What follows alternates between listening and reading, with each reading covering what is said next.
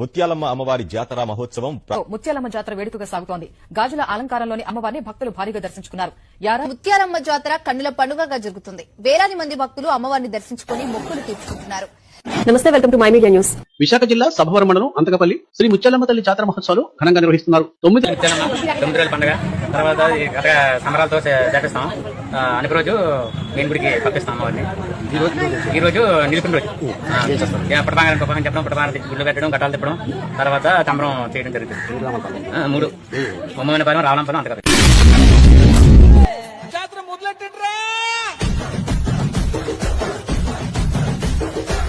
కన్న కన్న మోగాలి రాజుల్లో ఉన్న చిన్న పెద్ద చిన్న పెద్ద